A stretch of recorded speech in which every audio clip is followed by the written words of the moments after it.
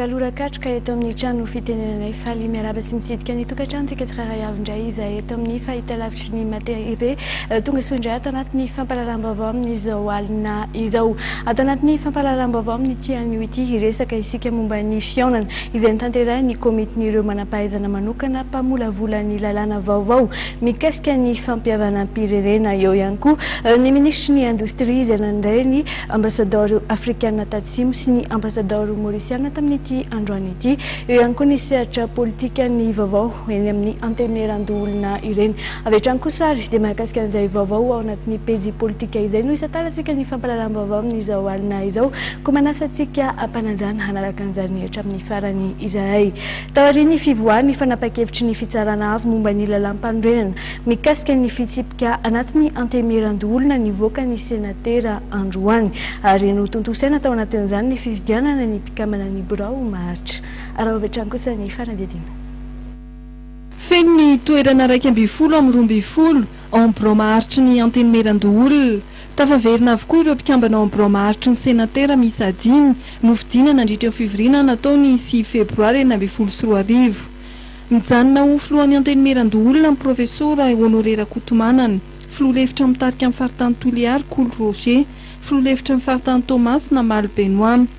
Mpapakateny voalohany Bettina Bruno, kestera voalohany Abdira Sol Mourad. No mafisin'ny senatera tamin'ny alalan'ny tsangatanana amin'ny famerenana amin'ny fifidianana azy ireo. Raha toka tamin'ny alalan'ny latsabato no vidina mikambana enina ambiny dia ny filoha-lefitra 4 sy ny kestera faharoa ary ny mpapakateny faharoa.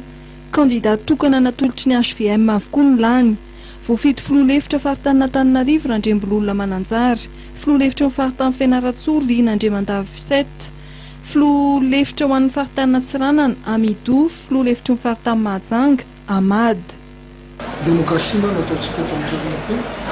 Démocratie majorité ny HVM sokatra izy sokatra tamin'ireo izay mitendreny filoham-pirenena na tsy HVM azy dia nifidina HVM anatin'izay majorité ny HVM am'izay azy.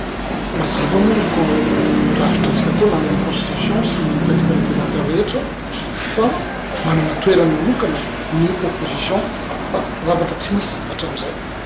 Manana toerana izy vice-président anankiray dia manana toerana izy président na commission anankiray. Mbola banga ny toeran'ny filoha-lefitra fahafito anivon'ny anteneran-doolona. Vice-président réservé aux chefs de l'opposition. Répondre à cette dose, il était à toute une chef de l'opposition. Voilà que nous vivons à tout là, parce que il y aura ni pour le gouvernement ici. Alors, où est-ce que ça n'a pour nous dire la partie de nous attendons. Taorian'ny fifidianana mpikambana ao birao maharitry ny anteneran-doolona, noroso tamin'ny fifidianana mitarika ny voamera samihafa ireo senatera.